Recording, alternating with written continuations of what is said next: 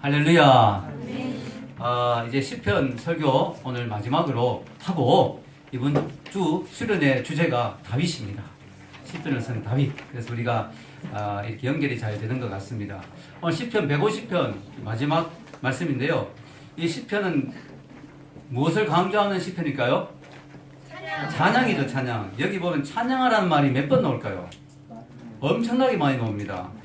할렐루야. 그의 성소에서 하나님을 찬양하며 그의 권능의 궁창에서 그를 찬양할지어다. 그의 능하신 행동을 찬양하며 그의 지극히 위대하심을 따라 찬양할지어다. 납발 소리로 찬양하며 비파와 수금으로 찬양할지어다. 소고친 것 춤추며 찬양하며 현악과 퉁소로 찬양할지어다. 큰 소리 나는 재금으로 찬양하며 높은 소리 나는 재금으로 찬양할지어다. 호흡 있는 자마다 여호와를 찬양할지어다. 몇 번 나와요? 찬양할지어다가? 무려 11번 나옵니다. 그래서 이 시편 전체에서 찬양하란 말이 몇 번 나오냐라고 하면 답은 11번이 아니죠. 왜냐? 할렐루야라는 말이 Praise the Lord, 주님을 찬양하라라는 그래서 13번이 나옵니다. 무려 13번이. 엄청나죠. 그래서 이 짧은 시편 6절 안에 찬양하라는 말이 13번이나 나오고 있습니다. 자, 여러분 어떻습니까? 이 시편처럼 찬양이 가득한 삶을 살고 있습니까? 여러분의 삶에 하나님의 찬양이 풍성하고 가득합니까? 우리는 그렇게 해야 될 줄로 믿습니다. 그게 시편의 말씀이죠. 여러분, 우리가 찬양이라면 뭘 생각하나요? 찬양, 하나님을 높이는 거, 하나님의 위대하심을 높이는 거, 이런 것을 찬양이라 생각하는데요. 찬양은 하나님만을 위한 것이 아니죠. 우리를 위한 것도 된다는 사실 우리가 기억해야 됩니다. 사람이 무언가 대단히 좋은 걸 볼 때 찬양하고 싶잖아요. 이야, 너무 멋있다. 이야, 정말 대단하다. 이야, 엄청나다. 우리가 어떤 대단한 것을 볼 때 찬양하고 싶은 것이 우리 인간의 본능이에요. 근데 그걸 억누른다면 너무 힘들겠죠. 예를 들어 이번에 월드컵이 있는데 결승전에서 말이죠. 우리 선수가 1대1로 비기다가 마지막 3분 남겨놓고 골이 들어갔다 할 때 와, 골이 막 소리쳐야 되는데 아무 말 하지 마. 얼마나 답답하겠어요. 가슴이 답답해 터질 것 같죠.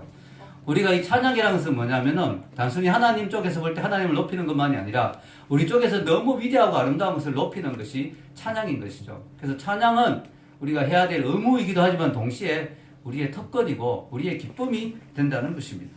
여러분 C.S. 루이스라는 유명한 분이 있죠. 그분이 처음에 하나님을 믿고 그게 참 힘들었대요. 뭐냐면은 하나님을 성경에 보면 하나님을 찬양하라는 말이 되게 많이 나오잖아요. 근데 독재자들의 특징이 독재자도 자기를 찬양하라고 그러잖아요. 독재자들은 보면 자기를 막 높이고 찬양하기를 원하잖아요. 그래서 하나님을 찬양하라는 그 말과 독재자들이 자기를 높이고 싶어하는 그거하고 뭐가 다르냐? 하나님도 그런 종류, 그런 분이 아니냐? 이렇게 생각이 들어서 되게 시험이 됐대요. 그런데 이제 시편 사색이라는 책에 보면 C.S. 루이스가 깨달았는 게 바로 그거죠. 이것은 위대한 작품을 볼 때 인간의 마음에서 탄성이 나오는 것과 같은 거다.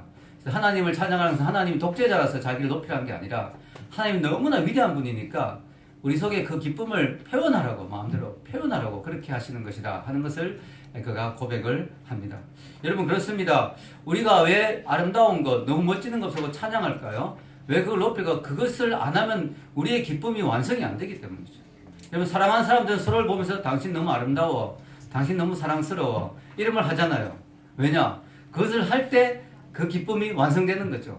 멋진 작품을 볼 때 멋있어. 여러분이 멋있는 영화를 보고 나와도 야, 오늘 영화 진짜 재밌다. 정말 대단했다, 오늘 영화. 이렇게 말할 때 기쁘잖아요. 근데 만약 옆에 있는 사람이 정말 센스가 없고 정말 그런데 느낌이 없는 사람이었어. 계곡을 돌아 나갔는데 멋진 장관이 쫙 폭포수가 막 펼쳐질 때 야, 진짜 멋있지 라고 해야 되는데 옆에 사람은 그것을 시궁창에 깡통 정도로밖에 생각 안 한다면 얼마나 답답하겠어요. 너무 답답한 거죠. 그래서 C.S. 루이스가 깨달은 게 그거예요.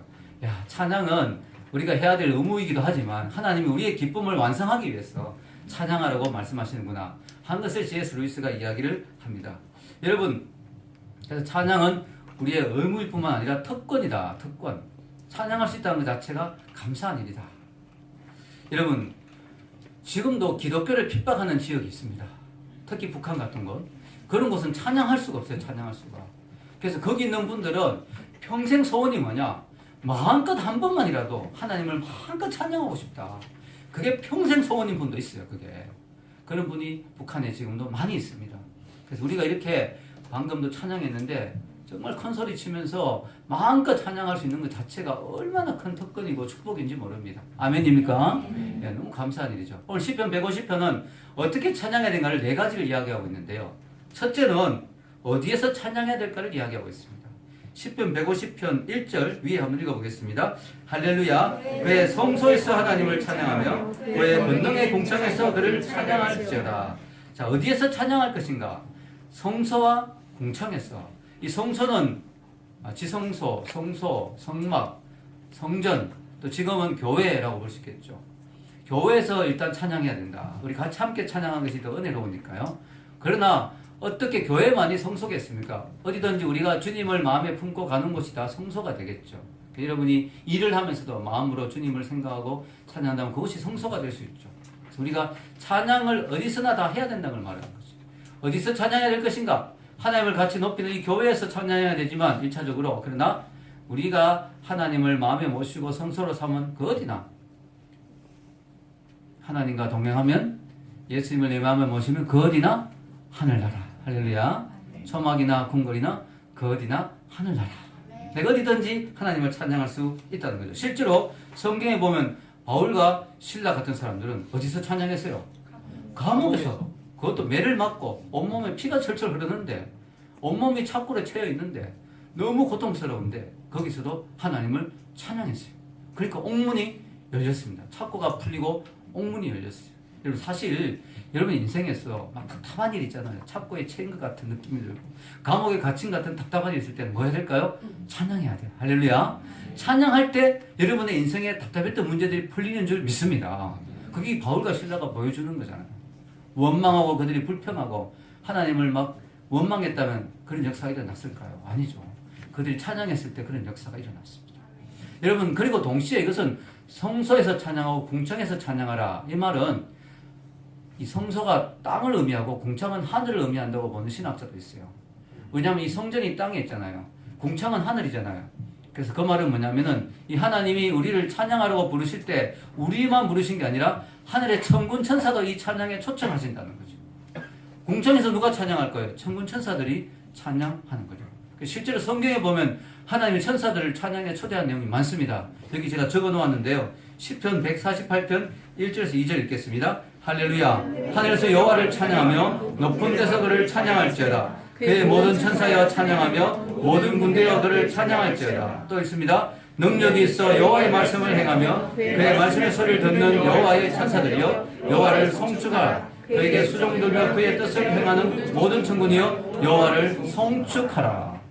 실제로 예수님이 탄생하실 때 어떤 일이 났어요? 하늘에서 천사들이 갑자기 나타나더니 뭐예요? 찬양하기 시작했죠. 목동들이 있는데 찬양 가사는 어떤 건지 혹시 기억나세요? 하늘에는 영광, 땅에는 굴비. 아닙니다. 하늘에는 영광, 땅에서는 평화.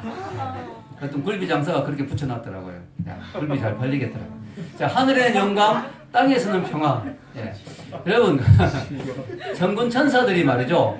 이 예수님의 탄생 때 나타나서 찬양을 했어요.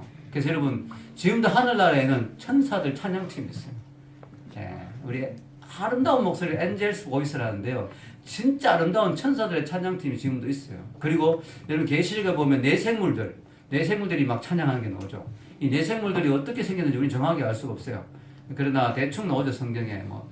그러나 우리가 이 내생물들도 찬양하고. 근데 여러분 이걸 보면 어떤 걸 생각할 수 있냐면 오늘 말씀에 성소에서 찬양하고 궁창에서 찬양하라. 이 순서가 성소에서 찬양하고 궁창에서 이걸요 이렇게 해석할 수 있어요. 뭐냐면 우리가 이 땅 성소에서 하나님을 막 찬양하자 그러면 하늘에서 천사에 듣고 그것을 화답해서 찬양하는 거예요. 그러니까 여러분이 지금 여기서 아무 생각 없이 찬양하잖아요. 근데 우리는 모르는 영적인 비밀이 있을 수 있다는 거예요. 천국 가면 알게 되는 비밀. 뭐냐면 우리가 막 여기서 찬양했을 때 천사들이 별빛께서 찬양하네? 우리 화답하자! 하면서 또 천군 천사들이 하늘에서 우리 찬양을 듣고 화답하는 찬양을 했을 수 있다는 거예요. 아멘입니까? 네. 오늘 말씀을 보면 우리가 그걸 얻을 수 있는 게 히트를. 야, 그럼 얼마나 멋있겠어요. 우리가 모르는 놀라운 비밀들이 있을 수 있다는 거죠. 두 번째는 무엇을 찬양할 것인가? 도대체 우리가 무엇을 찬양해야 되느냐? 찬양의 내용이 나와 있습니다. 위에 우리 2절 한번 읽어보겠습니다. 2절. 그의 능하신 행동을 찬양하며 그의 지극히 위대하심을 따라 찬양할지어다. 아멘. 자, 두 가지를 이야기하죠. 하나님이 하신 능하신 행동. 하나님은 전능하시잖아요. 그 전능하신 하나님이 하신 모든 일들, 그걸 찬양하고, 그 다음에 그의 위대하심, 즉 하나님 자체, 하나님 자신을 찬양하는 거죠. 그래서 우리가 찬양해야 되는 게 두 가지예요. 뭐냐면은 하나님이 무엇을 하셨느냐 하는 걸 찬양하고요. 하나님이 어떤 분이냐 하는 걸 생각하며 찬양해야 되는 거예요. 그래서 우리가 찬양은 하나님을 향해야 돼요. 사실 우리가 때로는 우리 개인적인 신앙 고백적인 찬양도 합니다. 주여 저는 자꾸 넘어집니다. 뭐 이런 찬양도 있지만 사실은 찬양이 정말 포인트는 하나님을 향해야 돼요. 아멘입니까? 아멘. 하나님을 높이는 찬양. 하나님의 하신 능하신 일. 야, 하나님 얼마나 능하신 일을 많이 했습니까? 천지를 만드시고 지금도 천지 만물을 유지하시고 또 지금도 뭐예요? 우리를 구원하시고 이스라엘 백성을 애굽에서 건져내시고 광야에서 그들을 인도하시고 하나님이 놀라운 일들을 하셨죠. 그걸 찬양하는 거죠. 그 하나님 자신을 찬양하죠. 하나님 자신은 찬양하기에 너무나 놀라운 분이죠. 왜냐? 하나님은 너무나 광대하시고 너무나 위대하시고 너무나 공의로우시고 너무나 인자와 사랑이 넘치시고 그런 하나님을 생각하고 묵상할수록 찬양할 내용이 너무너무 많죠. 여러분 성경에 하나님에 대해서 어떻게 나옵니까? 출애굽기 34장 6절 읽겠습니다. 여호와께서 그의 앞으로 지나시며 선포하시되 여호와라 여호와라 자비롭고 내롭고 노하기를 더디하고 인자와 진실이 많은 하나님이라. 아멘. 만약에 하나님 여기서 하나만 없어도 어떻게 될까요? 노하기를 더디하시고 이거만 없다 해도 큰일 나죠. 하나님이 화가 나면 바로 화를 내시는 분이다. 그럼 여러분 벌써 다 죽었죠? 여러분 죄 지은 적 있죠? 분명히 있죠? 그때 하나님이 노하셨으면 어떻게 됐을까요? 우리는 벌써 끝났죠? 근데 하나님이 참으신 거예요. 참아주신 거예요, 우리를. 노하기를 더디하시고, 인자하시고, 공의로우시고, 그 하나님 때문에 우리가 살고 있는 줄 믿습니다. 그래서 그 하나님의 성품을 우리는 찬양해요. 하나님, 노하기를 더디하시는 분이서 너무 감사합니다. 제 죄를 참아주시는 분 너무 감사합니다. 저도 하나님 닮아서 좀 노하기를 더디한 사람 되게 해주세요. 아멘? 네, 우리가 기도할 수 있는 거죠. 세 번째는 어떻게 찬양해야 될까요? 어떤 식으로 찬양해야 될까요? 오늘 3절에서 5절 위에 한번 읽어보겠습니다. 나팔 소리로 찬양하며 비파와 수금으로 찬양할지어다. 소고치며 춤추어 찬양하며 현악과 퉁소로 찬양할지어다. 큰 소리 나는 재금으로 찬양하며 높은 소리 나는 재금으로 찬양할지어다. 아멘. 여기 보면 대충 직감적으로 봐도 어떤 생각이 듭니까? 당시 이스라엘 성소에서 사용했던 모든 악기가 다 동원되어 있죠. 그래서 여러분 비파, 나팔, 비파, 수금, 소고 쭉 나오는데요. 나팔은 관악기죠. 그 다음에 비파와 수금은 뭐예요? 현악기. 그리고 소고는 타악기. 네. 또 재금은 일종의 심벌적 쾅 소리 내는 그런 거. 하여튼 거의 오케스트라 수준입니다. 거의 오케스트라. 오케스트라로 찬양하라. 우리 교회가 좋은 게 지금 악기들이 많이 동원되고 있는데 오케스트라적인 찬양. 지금 아마 이게 써졌다면 뭐 기타나 피아노나 막 플루트 이렇게 다 들어가겠죠. 그래서 여러분 언제든지 조인하십시오. 플루트 잘 부는 분 있으면 플루트 또 조인하시고. 그래서 막 악기가 많을수록 좋겠죠. 은혜롭게 찬양하면 좋을 것 같습니다. 여러분 우리가 세상에 보면 악기들이 너무너무 화려하게 쓰임받고 있어요. 뭐 플룻이나 뭐 기타나 뭐 모든 악기들이 세상을 정말 세상의 것들을 찬양하는데 너무 많이 쓰이고 있는데 하나님을 찬양하는데 이것들이 사실 써야 되죠. 하나님이 우리 인간에게 음악적인 재능을 주신 이유는 우리 인간에게 예술적인 재능을 주신 이유는 하나님을 찬양하라고. 우리가 갖고 있는 재능으로 그림을 잘 그리는 사람은 그림으로 조각을 잘하는 사람은 조각으로 또 뭐예요? 음악을 잘하는 사람은 음악으로 하여튼 우리가 가진 예술적 재능을 하나님을 찬양하는 데 써야 돼요. 아멘입니까? 글을 잘 쓰는 분은 글로써 하나님을 찬양해요. 특히 음악으로 찬양해야 되는 거죠. 이 음악적은 치열한 영적 전쟁이 있는 것입니다. 왜냐? 사탄이 원래 루시퍼가 원래 천국에서 뭐였다고요? 성가대 대장. 천사 중에 성가대 대장이었어요. 루시퍼가 성가대를 맡고 있었거든요. 찬양에 아주 재능이 있는. 루시퍼가 타락했어요. 그래서 지금 보면 음악의 분야에서 가장 많은 영적인 타락이 있죠. 하나님을 가장 많이 모독하고 가장 많은 그런 일들이 있습니다. 그래서 우리가 이 영적인 음악에서 영적인 싸움이 아주 치열합니다. 그래서 여러분이 평상시에 무슨 음악을 듣는가도 잘 생각해야 돼요. 잘 생각해야 돼요. 그래서 우리가 요즘 이렇게 유명한 그런 그 찬양팀 아이돌 이런 사람 찬양팀 아니고 아이돌 이런 사람들 아주 유명한 그런 소년들도 있는데요. 이렇게 그런 것도 조심해야 됩니다. 그런 음악들 중에는 막 루시퍼를 찬양한 것도 있거든요. 조심해야 됩니다. 그래서 우리가 이 음악의 세계는요, 영적인 세계이기 때문에 여러분이 찬양을 많이 들어야 될 줄로 믿습니다. 하나님 높이는 찬양을 많이 들어야 돼요. 자, 여러분. 우리가 알아야 될 사실은요, 악기를 가지고 찬양하는데요, 악기 중에 최고 좋은 악기가 뭐냐? 사람의 목소리예요. 왜냐면요, 이 세상에 이것도 사실 비싼 악기인데, 베이비 그랜더. 근데요, 여러분, 최고 좋은 악기도 가사는 전달 못해요. 근데 사람은 곡과 함께 가사를 전달하죠. 이렇게 할 수 있는 악기는 사람의 목소리밖에 없어요. 너무너무 놀라운 거죠. 그리고요, 박지혜가 한때 스타킹에 나와서 아까 갖고 다니는 악기가 얼마짜리냐? 바이올린 박지혜 50억이라고 합니다.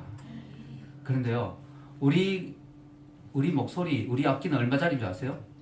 성경에 보면 어떻게 나옵니까? 고린도전서 3장 16절 읽겠습니다. 시작. 너희가 하나님의 성전인 것과 하나님의 성령이 너희 안에 계시는 것을 알지 못하느냐? 우리가 성전이라고 얘기했어요. 왜냐하면 우리 속에 성령님이 있으니까.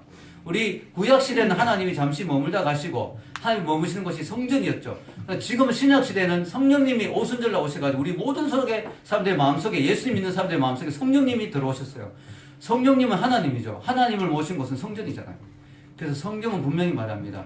너희가 몸에 하나님을 모셨기 때문에, 즉 성령님을 내 속에 모셨기 때문에 너희 몸이 성전이다.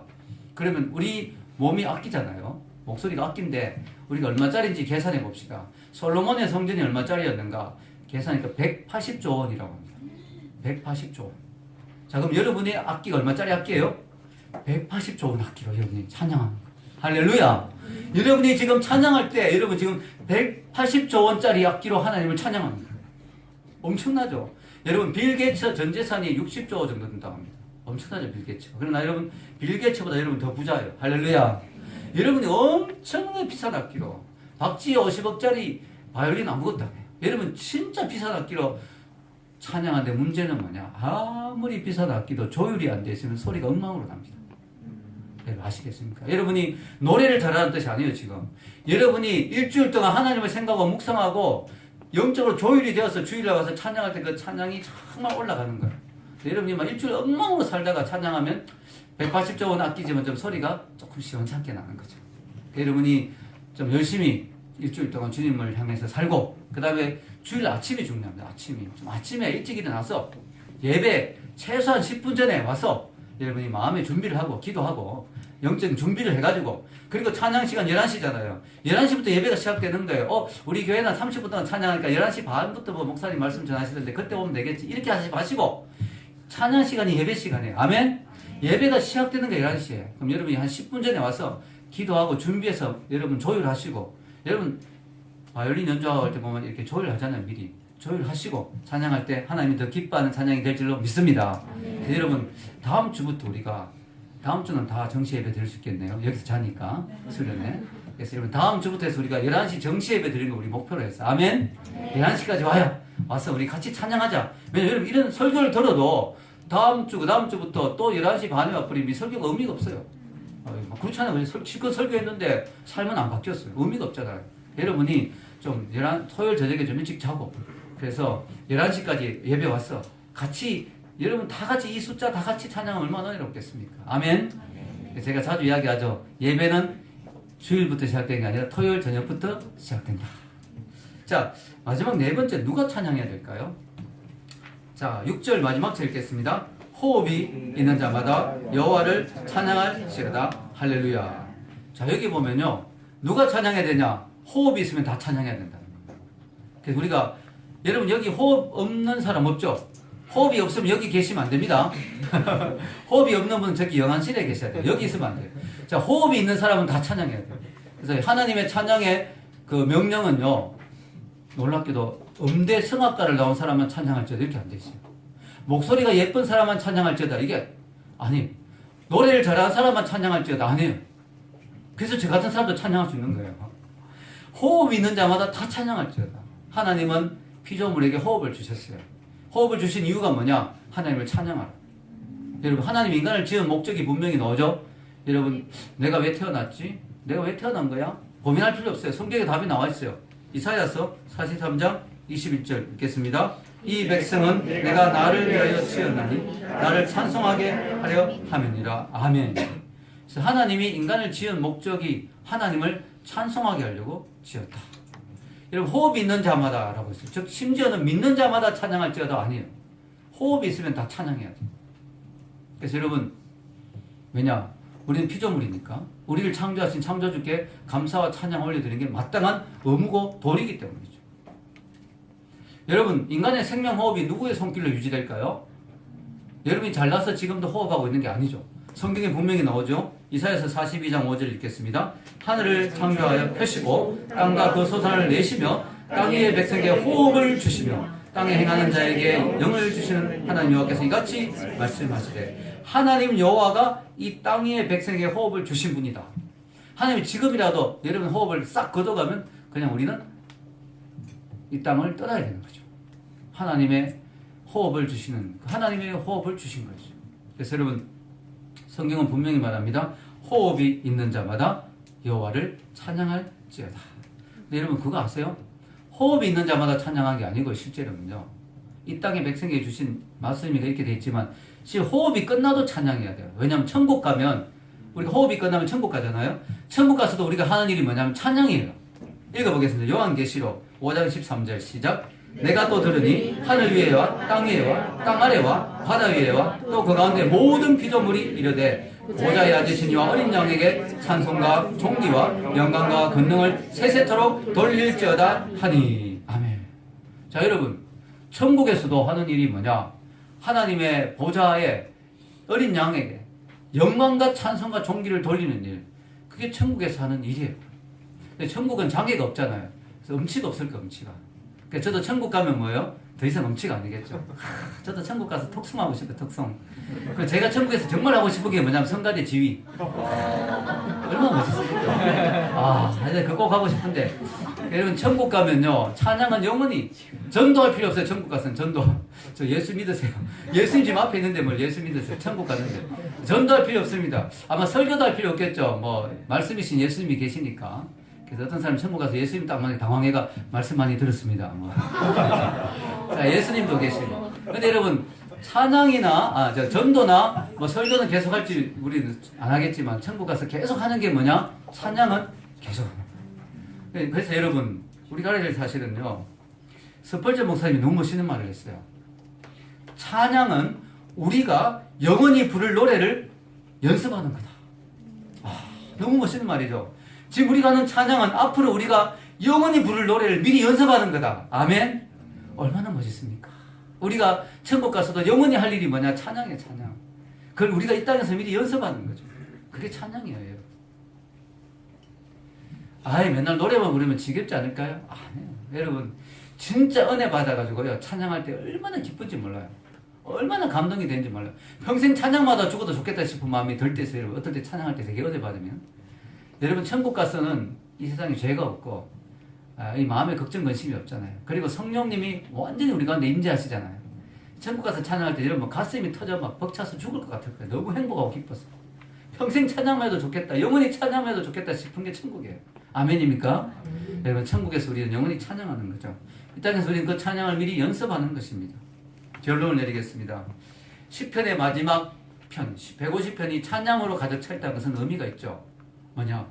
우리의 인생은 처음부터 끝까지 하나님을 찬양하는 인생이어야 된다는 거죠.